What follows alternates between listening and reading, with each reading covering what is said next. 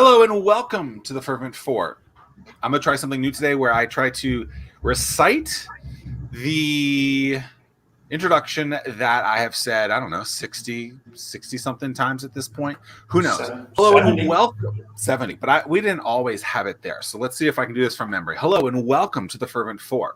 Did you know that only 4% of businesses ever cross the annual $1 million revenue mark? Hat tip, or not hat tip, just little tip in general. If you're wondering where the Fervent 4 is from, it's from that point. And then I've already screwed myself up. Here we go. Only 4%. The Fervent Shore. Take it from the top, Zach. Here it is. Hi, I'm Zack Miller, author of Anomaly. With me today, I have my co-host Tim Ryan, lead man at StartWheel.org. Boom. Thank you so much for joining us. The Fervent 4 is a weekly show. I can't do it each and every Thursday at 11 a.m. dedicated to sharing insights into growing a world-class business. I thought I was going to do a hell of a lot better at that since I've done it for over a year now, Mr. George Barry. I did terrible. You can grade me at a C-, a 64 out of 100 if you want. It's fine. I was terrible. Well, me. I'm not here to judge. I'm just, a participant. This is my first time seeing it. And by the way, this is George Barry, PioneerTransportVA.com. Oh, there it is. The little plug before the plug. How did I first meet you, Mr. George Barry? Well, I think you were just telling me about that earlier. Maybe in a cigar fest. I don't know. No, I did not. I think you know what it was. It was at Hatch because me being a budding entrepreneur, if I could describe it as such, I had more interest in what a business entrepreneur incubator was like. I didn't know. You just randomly showed up to the yeah, that's what I was going to ask. Yeah, I would like to think that's where it happened at, and I was just magnetized by your energy and charisma that I said, you know what, I like this guy. And I'm going to come back. And so there it was. That's the start of the relationship. Wow. I like to learn how people, meet me or how they get connected and stuff like that. And because, the two of you, Tim and Mr. George Barry, which I'm not going to keep calling you Mr. George Barry. That's ridiculous. The two of you have met at some point. Obviously, the memories are at least 4 years ago. It seems like the last time you guys seen it, maybe at a wine fest or something like that. Who knows? But it always is interesting, when you're trying to remember how you met someone. I know when I first met Tim, that was a very interesting first situation. He basically cold emailed me. He was like, "Hi, I want to pitch you something," and I was like, "Nah, dog, I don't want that." But it's interesting to look back and see how friendships and just relationships in general have expanded over the years off of, or what it took to get to those situations. So. Indeed. George, what were you doing at the time when you walked into Hatch for the first time? Well, I would like to think at that time I just was an independent owner operator. Had started my trucking business several years ago, but wanted to branch into other things. I might help host little events here and there, and just sort of a little bit of a socialite. So. Did you know Brendan Tompkins and the guys because of For Truckers by Truckers? So they came in and you were probably seeing some of that stuff. And Corey Blackburn, do you remember all that? Quick 180. Yeah, Brendan. Yeah, those were my guys. So maybe because you were associated with them, right? See, you putting it all together. You're the wheels turning. Right. Yeah. Well, cut from the same cloth. Sorry, I interrupted. Oh, where was I? Oh, by myself? Yeah. So I think, just starting my trucking agency as well on top of that. I needed more guidance. I needed more tools and to grow my network. I always feel like it's important to cultivate a network when you're starting any sort of business, just so you can have some folks to lean on and mentor and guide you along the way. So that's what Hatch was for me at that time. What is the typical progression in the trucking or logistics business? Did you start as a driver and then you build a fleet and then start your own thing, or how does that all work? Yeah, so the interesting part about that, I think, is usually maybe two different ways folks start off in this. Sometimes it's through generational business. Maybe your, grandfather or father before that started a trucking company, and you just kind of grew into the love of it because that's what you were around so much. The other way may be as a driver, and then you begin to acquire more equipment. And as you acquire more equipment, then you find that you can't handle all that on your own. So you begin to hire a staff, and then you take it up a step further because the whole goal is to increase your trucking capacity, your volume of trucks or your fleet, so that way you can gain more revenue overall. So it's fair to say that one truck, I mean, obviously this makes sense, but like only one truck can only make so much. So you need to have a multitude of fleets of vehicles so that you can start doing it from the scale, from the masses. Interesting.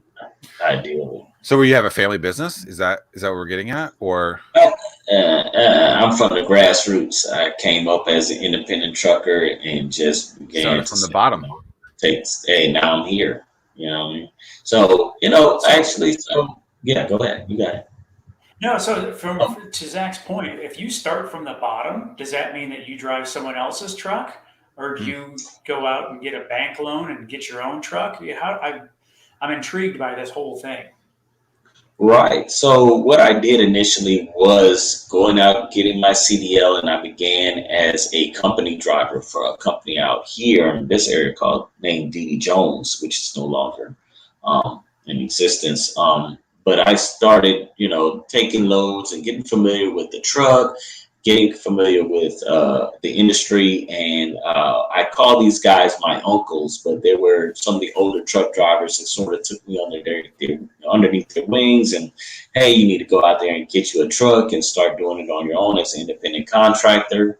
And they're like, that's where the money's at, so on and so forth. So I went and searched out, found a truck, got it financed through the trucking dealership that I purchased it at in North Carolina, and I just sort of took it from there, and it eventually spawned into an agency is what I have now. So,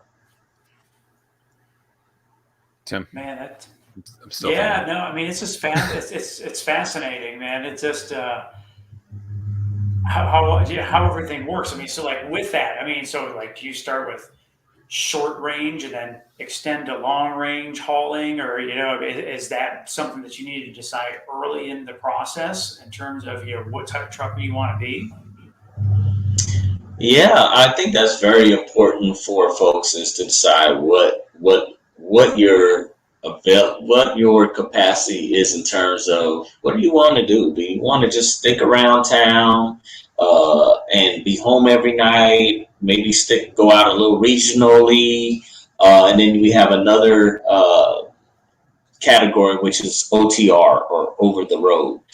Those over the road truckers, they're the ones that's hitting all 48 states, and they may get home maybe once or twice a month or 3 times a month. If that, they like to be out there and hitting the road and seeing the country. Some folks, they have families, they have small children, so they want to be home a little more frequently.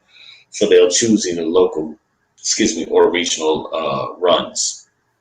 I remember.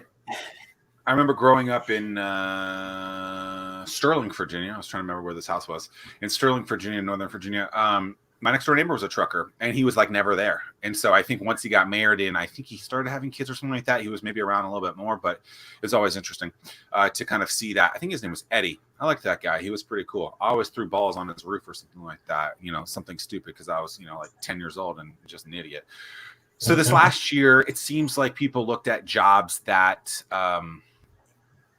what's the word I want to use? What's something that a person is like essential, like an essential worker, right? And these truck drivers, I think maybe historically had not been referred to as essential workers, but it seemed like the thing that kept people afloat in some of this, sane in some of these cases, is like getting their products from something that they ordered online, right? And so truckers, in many cases, whether it's food, whether it's your Amazon headphones because your dog keeps eating them, whatever it might be, truck drivers, whatever. What's the the vernacular you want me to use for it? It's just truckers fine? Yeah, that's fine. You're fine. Truckers. Okay. Mhm. I don't want to be rude or anything. Okay, so truckers, Mhm. are basically becoming this essential thing. I recall in the past a CDL license being something that was time consuming, difficult in some capacity, and all the permits and licenses required with that. Is it still the same? Is it easier? Are you seeing a lot of people getting into it? What's kind of like the landscape of the trucking industry from a personnel perspective these days? So I think getting your CDL is relatively simple. There's a lot of driving schools in the area that you can pursue this as a career. Just to be candid with you all, I feel really concerned about the direction of our industry. Right now, I'm beginning to get this sick feeling in my stomach that trucking may be a dying uh, occupation, and simply for the reason that a lot of younger people, drivers, are not that interested in driving trucks. To be frank with you, I think some of them are more interested in being a TikTok influencer, a YouTube sensation, or maybe a drone operator, or even a gamer. I think those technological paths is what our younger generation is choosing, not to do some of these labor and involved occupations. So You grew up wanting to I, drive, I Tim. think. Well, I was just going to say, I mean, so based on the comment that you started to show up there before, I mean, it's like, man, growing up as a kid, I mean, we had Smokey and the Bandit. You can't watch that movie without being Yeah. inspired to want to be a truck driver. Yeah, I mean, yeah, like, I don't Yeah. think I ever grew up wanting to be a truck driver or anything like that. But like, as soon as I could get my permit, I wanted it. As soon as I could get my license, I wanted it. And like, driving was always a thing. And so it's interesting that my first job out of school was working in TV news, which I feel like all you do, and I get it, it's a car, or it's an SUV, not a truck. But like, I was driving for a living, putting 20, 30,000 miles on a car, and just like, that's all you do is drive. You drive, you drive, you drive. And so I enjoy driving. I have no problem with it. It's interesting that the generations, a couple of decades after us, don't really have the same interest. So it'll be interesting to see. I mean, is it self-driving cars, self-driving trucks? Like, where do you see that industry going as we forecast this? And is that something that you foresee Pioneer being on the forefront of and being able to be a part of, or is it still going to be manned by humans? So it's funny that you mentioned that, Zach. Recently, I think it was this past Sunday or Monday, there was a segment on 60 Minutes where they had a discussion, or it was a topic on autonomous trucks. And, right now there's actually some companies that have trucks on the road experimenting with this new technology. It's very concerning, um, but I don't know if that's going to be the fix to what we can make change in our industry. I think the revenue is fairly good in trucking. It's beginning to get better. I'll put it that way. It's just that might impact our business tremendously if that's the route we may have to take. What's It is concerning about concerning. that? Because it's whoever can afford those big trucks, or like where's that be concerning aspect of it? Because it sounds like some people don't want to drive anymore, so you're having that issue anyway. And if there's this autonomous truck, is it just that the big boys can afford as many of them as possible, and you just can't compete with that, or what's the concerning aspect of that? I think it's folks losing those jobs, those drivers who still enjoy driving and want to be behind the wheel. That will cripple our industry, because we're being replaced. It's concerning when you see a 80,000 pounds of equipment running down the highway, and you and your family are riding next to this 18 wheeler where no one's behind the wheel. So um, it can really be a hazard in a sense that just feel like it just seems so unreal, but it's happening. It's coming to a neighborhood in a warehouse near you, where a highway near you, where you'll be seeing these trucks on the road with little to no human interaction. So if you think those videos with the Tesla drivers laid back sleep going through the highway is concerning, imagine an 18-wheeler that is riding next to you with no one behind the wheel. So Yeah, I mean, there definitely is a long way to go. I mean, as someone who engages autopilot in my Tesla as often as I possibly can, I mean, there's a long way to go. And the thing is, man, every accident you look into, man, it always comes back to driver error. So it's yeah, at the end of the day. I mean, it's just like right now, there's an investigation that's happening with Tesla right now with autopilot, right. but It's it always 17. comes back to human error. So and everything is still in beta. So Right. we've got a long way to go. Um, we'll see. I mean, it's going to be really, really interesting how things turn around. I mean, at the same time, though, we saw during the pandemic that, man, our logistics across the whole supply chain across the United States is so fragile. I mean, it's just like one little hiccup, and next thing you know, we're running out of toilet paper or whatever the case is. I mean, pick something. It's just Yeah, nothing can get to where it needs to go fast enough. So yeah, yeah. Without a truck, yeah, I think folks generally forget about the impact that truckers have on our economy and just simply to keep this country moving. We are not considered so much kings of the road anymore. I think some folks may feel that we are sometimes a burden, but they have to understand that they may be just on their way to work, but we are already at work when we're in those trucks and we're trying to make our deliveries. And we want folks to give us the courtesy that we used to receive out on the road. Yeah, even with the blowing of the horn, we love to still do that for young kids and folks or whatever. We like to do that as long as we know we're not becoming a distraction for I others used to that do are that around on us. field trips on the bus all the time. Go up next to some Yeah, guy. Come yeah, yeah, on, man. Come on, man.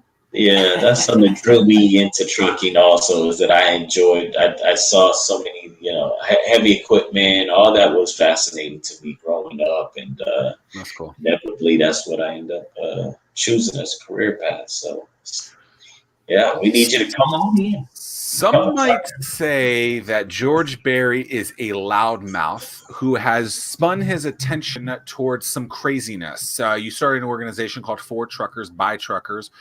I've seen you, I don't know, picketing at the terminals. I've seen you on TV. What's the thought behind the whole FTBT? And just like in general, getting press around stuff like that, kind of giving the voice to truckers that many have never really given a voice before. It's I don't mean to call you a loudmouth. People call me a loudmouth. It's fine. It's a sign of respect, my friend.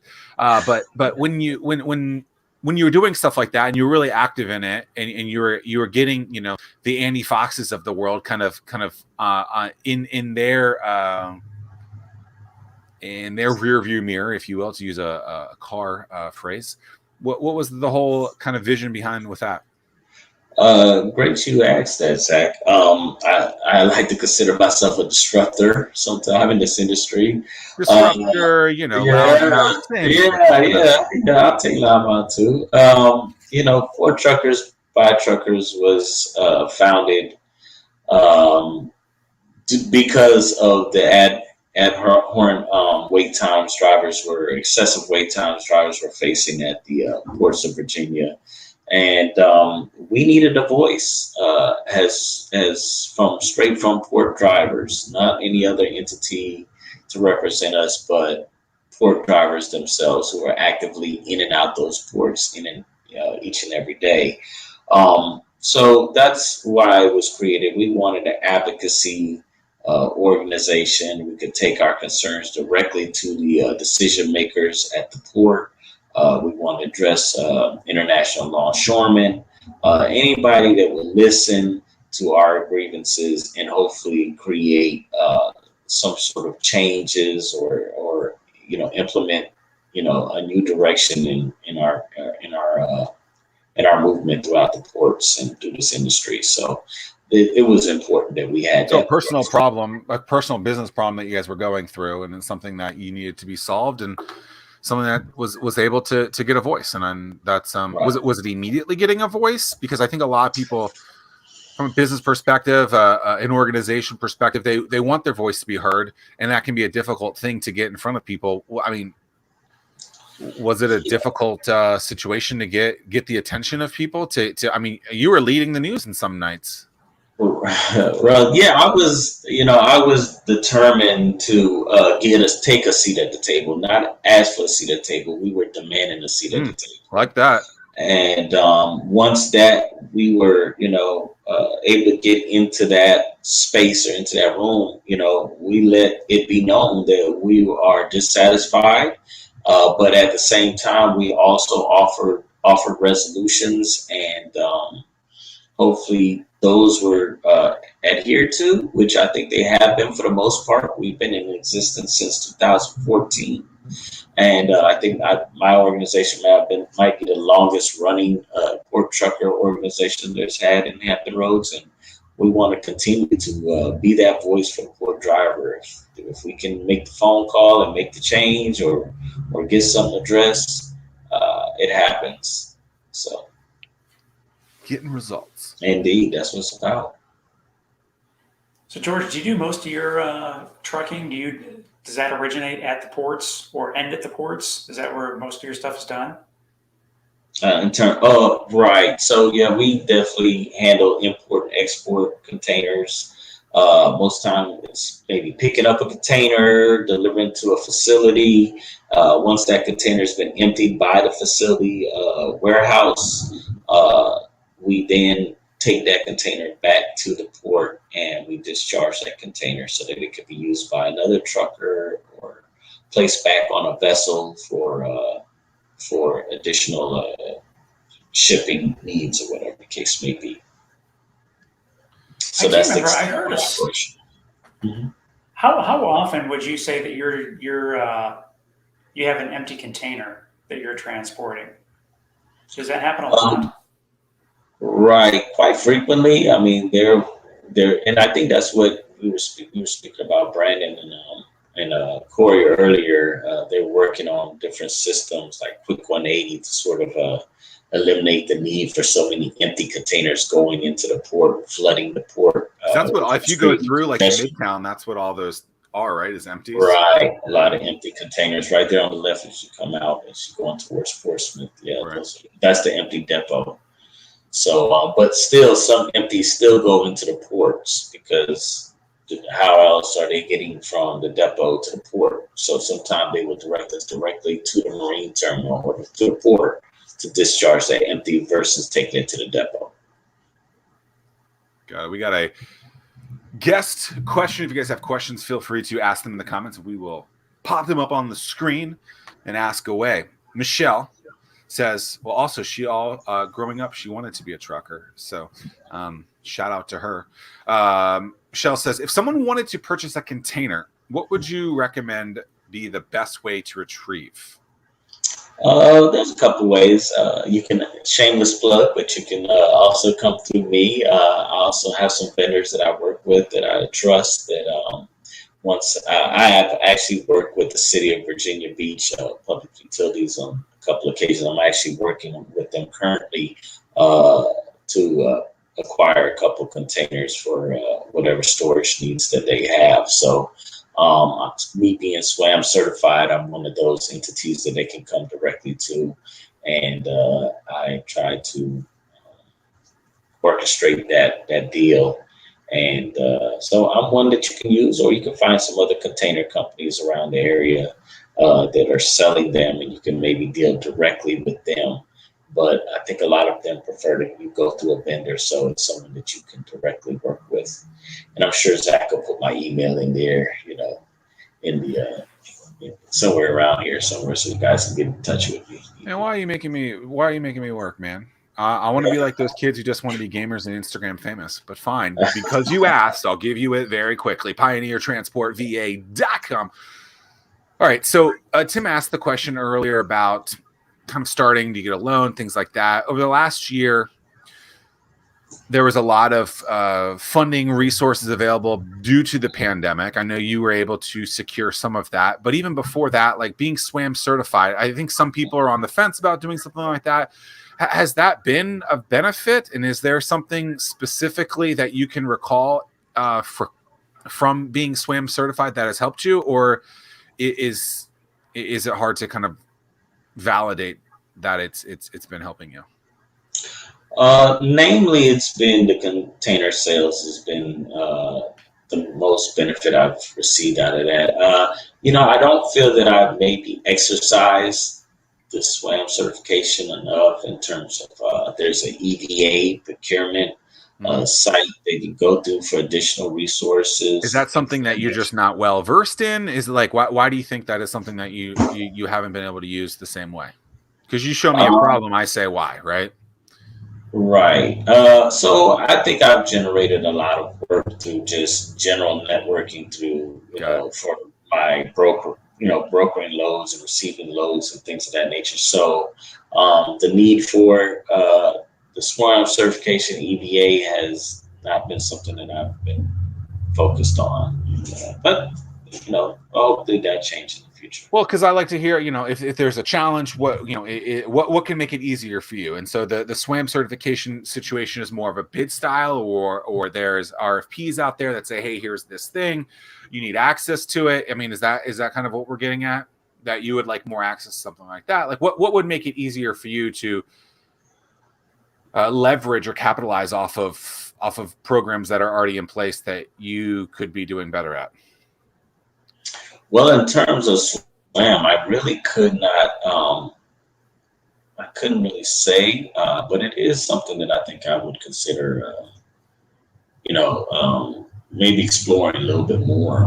Not sure how it would benefit me as a whole, but again, it's something that I think I want to explore further. Got it. And then just the access over the last year due to COVID funds and capital, was that something that easy to get, bad to get, hard, like great to get, easy? Like it's all over. I hear a lot of like horror stories where people are like, oh, they said that there's access and they can't get it, or they get refused and blah blah blah blah blah, and it's just like, what? I know you've been able to secure some. Like what was that whole process like for you? Yeah, don't lie about this. Come on. No, you're not gonna get a lie from me, brother.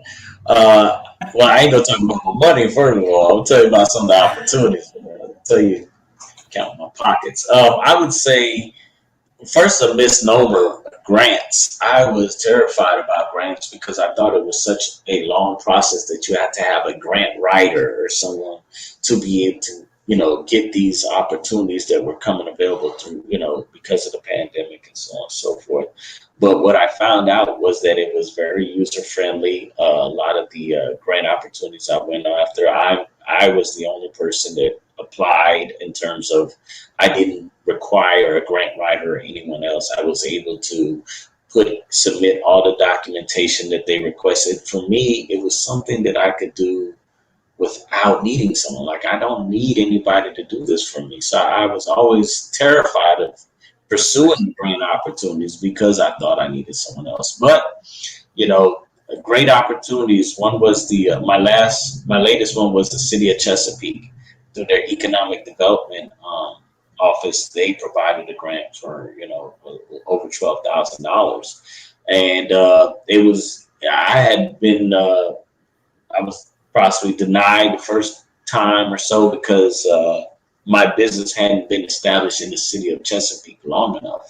So that hurt a lot of folks. If they started their business in 2019 or 2020, they may have not been eligible for certain grants. But as the grant as the different rounds continued, then they asked for different criteria. So eventually, the year my business was established in Chesapeake was an accepting requirement. So yeah, we had a guest on the show, Tim Ritter of Family Fun Experience, who signed his lease basically right as COVID started, and he wasn't able to get anything because of that. And obviously a lot of it was tied to employee paychecks and stuff like that. But like, can you imagine signing that lease, not expecting that, expecting to be ready for the spring and fall or the spring and summer crowds, and then just it's really heartbreaking. I mean, there was several opportunities though, but you had to. The problem was we know what those opportunities were. It's what I would have preferred the city of Chesapeake doing, or maybe other municipalities, is using that text notification service that they use to tell you that there's a flash flood in your area, to let those business owners know that there are grant opportunities now available for businesses impacted by COVID. Use some of those resources to be able to get the message out, even if you're not putting a billboard up or whatever the case may be, even if you're not sending out mailers, some way that business owners in our area knew that these opportunities was available.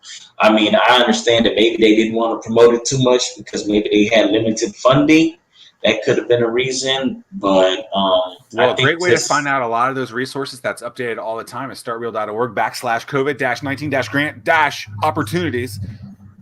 So that is where Tim and the StartWheel team put all that nonsense together. That's so hard to figure out where is it, and they're updating it. And look, Tim and I are on some of these emails, and like people are just sending stuff, and like we were on a Zoom call the other day, and someone was like, "Oh, did you know this?" And it had been going on forever. Where it's basically like the $10,000 idle advance that people were getting over a year ago. If you only got $3,000 of that money, let's say, apparently now you can go back and ask for the $7,000 and get it. And like, who knew that was available? And just there's still so much stuff going on, and some of the stuff is too good to be true, I think, and some stuff is a lot easier to comprehend and get. But like, it's that link, we'll throw it back up. But like, that's Tim and team have been doing a great job. But it's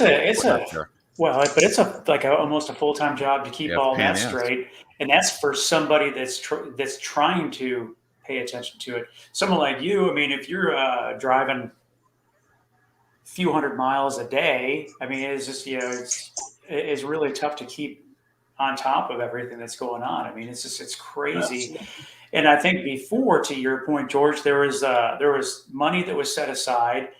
They didn't know how fast it was going to go, and they made it so difficult to get that money. And now they're like, "Oh man, we've got umpteen $1 billion that we still have to get rid of." And then they ease some of those restrictions, and it's just, I mean, I think it goes back to the adage in the sense of it's easy to make things complicated, but it's really complicated to make things easy. And so I never heard that. I like that. Everything was just thrown out there, and it's just super, super complicated.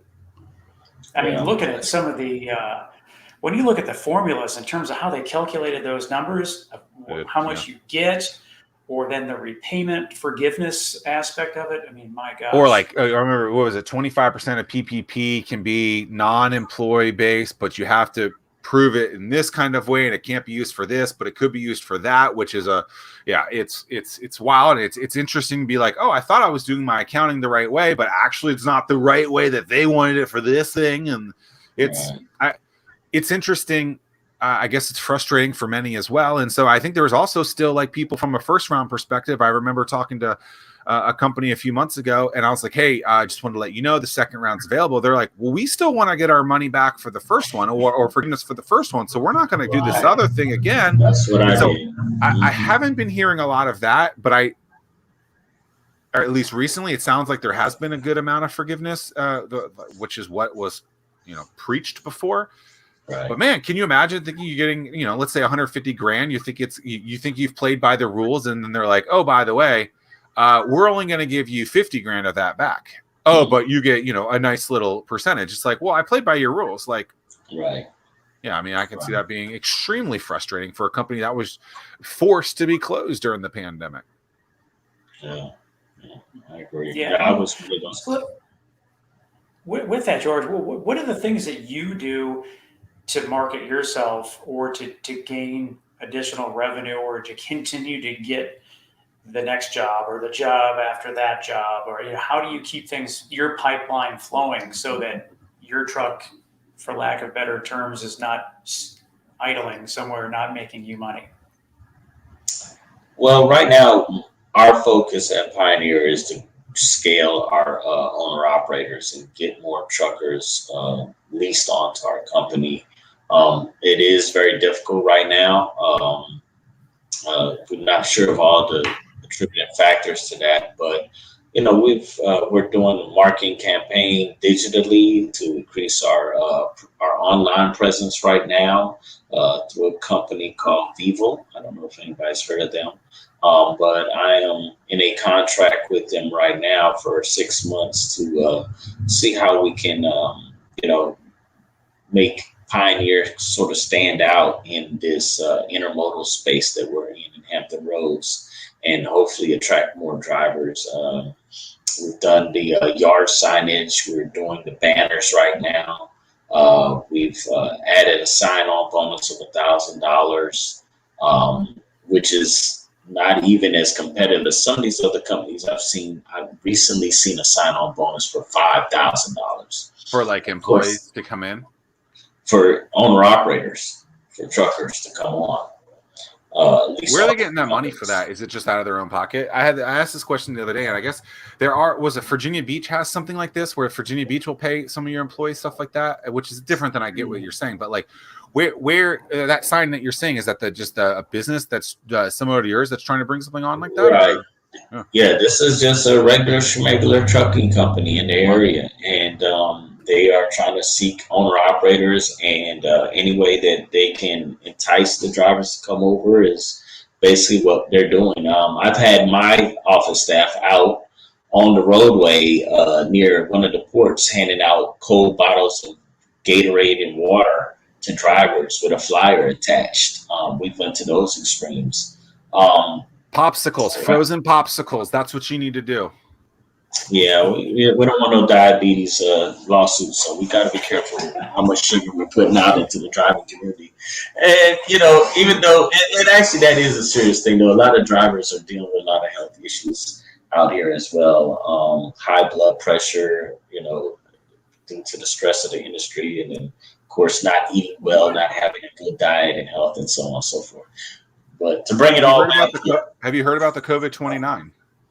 And no, tell me a little bit more it's about like the freshman 15, but for COVID, where people gain on average, adults gained 29 pounds during COVID. Wow. I might have helped contribute to that number, but go ahead. It got sent to me the other day. I'm going to find it. Yeah. Out of curiosity, and my apologies if you don't know the number, George, but like what was the salary be for someone in the first couple of years if they wanted to get into the trucking business? As a driver, not necessarily as an owner operator. So, or if you have the number from an owner operator standpoint, I mean, what are we talking in terms of annual revenue? So, as an employee, I've seen anywhere upwards of $45,000 or more as an annual income for a company truck driver.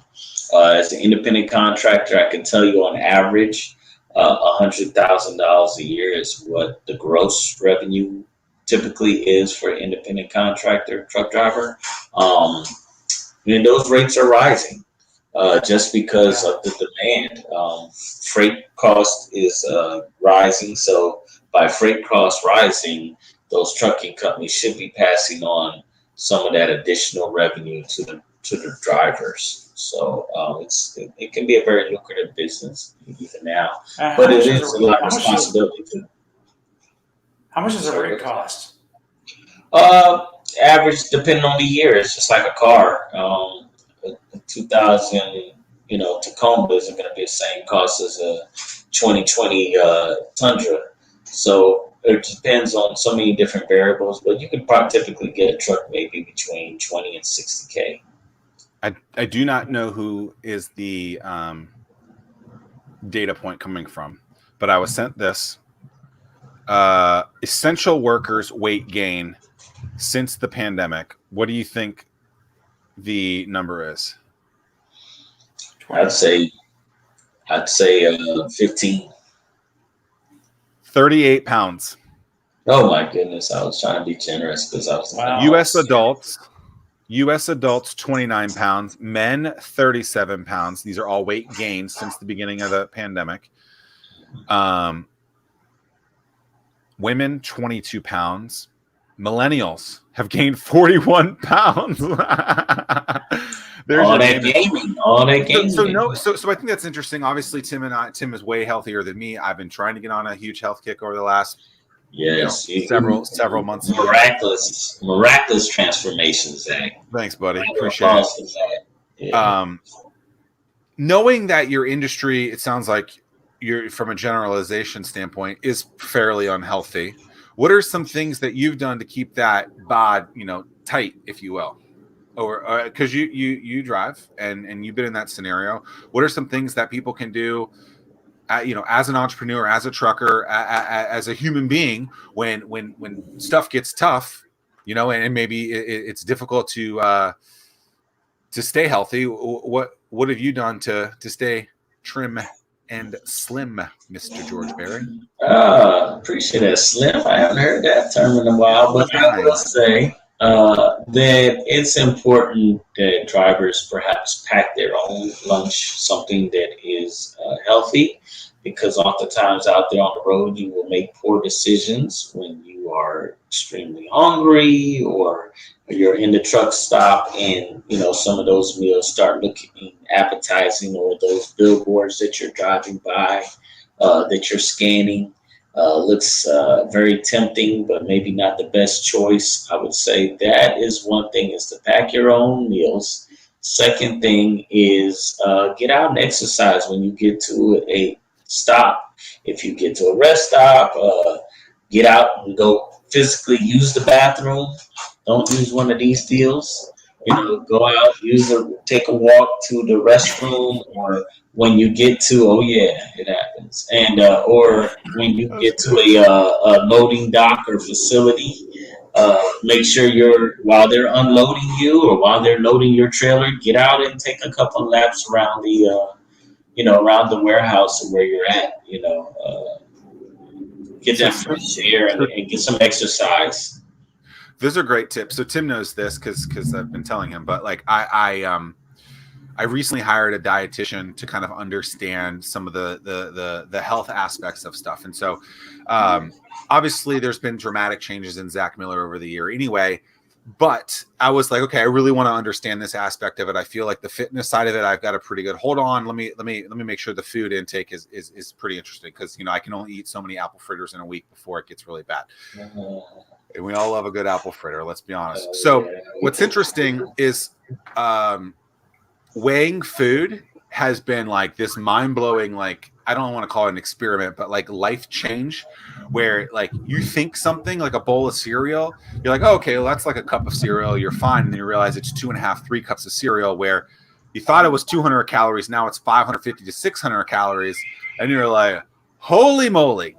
And so even something as simple as that is crazy. So my sister, I'm going home this weekend. I'm going to see my sister. She goes, oh, we're going to this restaurant.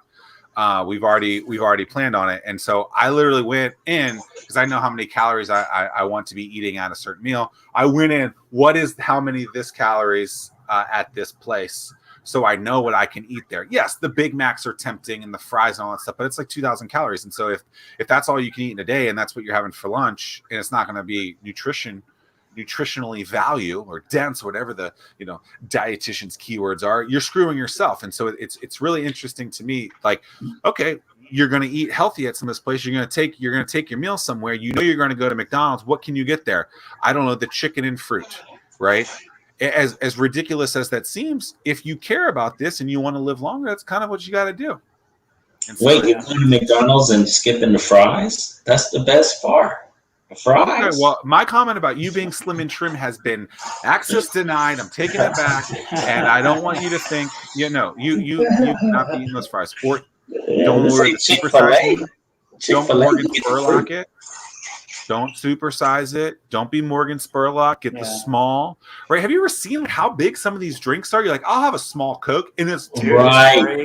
Gigantic. Right. 3 liters. You're like, how is that And then when you see allowed? how much sugar is in each one of those. A can of Coke is 100. A can of Coke is 170 calories. Like, I don't really drink soda, but like to see something like that, and you're like, goodness gracious, great balls of fire. Well, like, what I do, man, I translate everything into calories into miles. I know on average I probably burn, just say 150 calories per mile.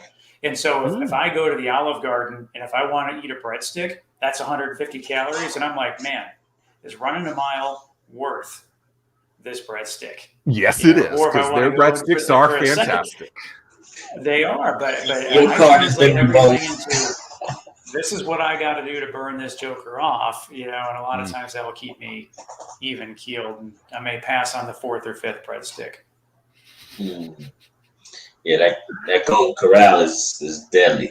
That's terrible. I had that the other day, and I was like, "Oh my goodness, this is a setup right here." What's it like there right now? So, are they like? Can you like go in buffet style, or how is that? I've been interested in how.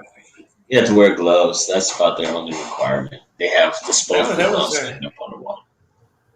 Say again. I have for you, George. The question I have for you, I want to know what's the best truck stop. What's the truck stop secret that we all need to know? So we can reward these people that have been listening for 46 minutes. We'll give them some dark insight, in terms of where's the best place to go and what's the way to get the whatever secret you have that you turn to. So number one is probably to decline the window wash from any strange woman that comes up to your door. She asks to do the window wash, just say no, thank you. The second one, good places. There's a great truck stop. I think it's Kinley, North Carolina. It is like a big warehouse. They got a truck all chromed out inside of the warehouse, and it's it's a really unique place. So I think it's Kinley, North Carolina, off of I-95. I think it's before Fayetteville, so that's a pretty cool truck spot. Are you a Loves guy? Or are you a Flying J guy? Where do you pilot? Yeah, I'm a pilot guy. I always get the reward cards. Man, I'm getting so many like water or whatever I want, a snack for free. So yeah, and the crazy thing that I heard when I can't remember what the exit is off of 95 once you jump off of 295. I think it's exit 205 or whatever. There's a Flying J, and you said did 211. You count? Did people count on like scheduling the shower time? I mean, I would think that, man, that the thought of going to a shower at a truck stop scares the bejesus out of me, man. I'm not gonna lie, but I guess desperate times calls for desperate measures. It definitely, they've sanitized them more, and they became, people put so many bad reviews that folks truck stop owners start saying, let's remodel this stuff. And you go to a small bathroom, you got your shower, you got your sink and toilet, so it's very accommodating. I just say wear shower shoes. Don't just go in old rubber ducky without no shower shoes on. So that'd be tough, man. You walk in, man. The smell of that Cinnabon, man, that dude's me so much every single time. I love apple fritters. What'd you say, Zach? That's because that's the same thing. My love of apple fritters. You smell it, and you're like, Yeah. What's your go-to road trip snack? Oh man, my guilty pleasure is probably a good Slim Jim. A good beef jerky stick or something like that, or maybe a little beef jerky. Not even that bad. I think that's probably. Say again. Not even that bad. Yeah, you could probably eat a bunch. I mean, I'm looking them up. Like I don't know, man. For me, I always end up getting combos. It's like only time I Yeah. ever eat combos is when we're on a road trip. So Good road trip. Right. Yeah. I think with the beef jerky stick, I could just gnaw off a little bit at a time and feeling like I'm, like I don't, not eating a whole lot, like a whole bag of chips. I just take a little bite of here and there, and I nibble it till it get down to the very last little bit. What So do it's you chewy. think? An ounce? That's a Slim Jim 1 ounce package is like the little one like that, probably like 3-4 The inches. stick. Nah, you gotta get the stick, bro. You gotta Okay, get well the the little ones are 150 calories. That means the big ass one is probably 500 calories. Man, right. all right, so they are pretty Yeah. bad. I wonder what's in this. What's the sodium is what my concern is, because that's my problem. Probably like 800 Per milligrams. 1 ounce would be 18% of your, the daily that you're supposed to get, 430 milligrams. man, So if you eat 5 ounces, man, if that's you eat 100%. you eat a big one, you got all the salt you need in a day. Hey, you'll be fine during a hot day like this. You're hydrated, baby. Yeah, now my eyes are wide open with that, and maybe like Red Bull, I'm done. Like I'm good. I can go another 800 miles. Like it's not a problem. So, What's something that we haven't Yeah, I talked about mean, today that you want to talk about? In my industry, trucking. Geez, a lot of different things that we have to pay attention to. We've seen this vessel get lodged in the Suez Canal a couple months back, and that really impacted freight travel. Another thing is China may be going back into some sort of lockdown, and we always got to remember that China is our number one importer. So we want to make sure that flow of freight stays consistent, because if we're not getting that in, that really can hamper, prices. And speaking of prices, look at the recent report about there wasn't enough fuel tanker drivers, so that was causing some fuel gas stations to run out of fuel because just simply weren't enough. So that kind of goes back to our, the discussion about our dying industry, so to speak. Is that the word on But the street about China, though? Is that they are about to lock down, or is that just kind of like people saying it? yeah, I'm hearing some of those things. It's a lot of vessels that are waiting to even dock at their port. I hear it's like 130, I think, recently, vessels out in the ocean just waiting to dock at. Yeah, I think they had the third largest port in the world, from what I've heard. So we just got to constantly keep an eyeball on how that is going. That will ultimately affect our industry and how much freight we receive. If you're doing container hauling, if you're doing some domestic freight, car hauling or something, may not bother you as much, unless, of course, we're hearing there's a shortage in semiconductors right now. Yeah, so it's less newer vehicles being transported and manufactured. So there's a lot of things that attach themselves to trucking that us as the general public, we don't always take it into consideration until something isn't getting delivered, or you're getting your packages late and it's like, what's going on? But that's a question that I have for you. I mean, it's like you guys are under a lot of pressure because there could be delays, like you said, from the shipping standpoint. But then your hands are also tied in the sense of you only can drive so many hours per day or so many hours per day without getting the rest. But yet there's an increasing pressure because you all are the ones that are the final mile, so to speak, people to get it to where it goes before it can get to the end point. So it's just, how do you, is there a lot of pressure on you guys, or, I mean, is that where people start to fudge the books a little bit because they gotta meet these timelines? The pressure comes in because we don't have enough folks investing into this industry. And so what I want to say to your viewers out there is, you've heard about investing in real estate, you've heard about investing into properties, invest into trucking. You don't have to physically be the one driving the truck. Start your business by purchasing a truck. And then from there, finding you a good qualified driver. Emphasis on good and qualified. Get them in a truck. Companies like mine, Pioneer Transport, will get them loads, and you will make the revenue as another stream of income.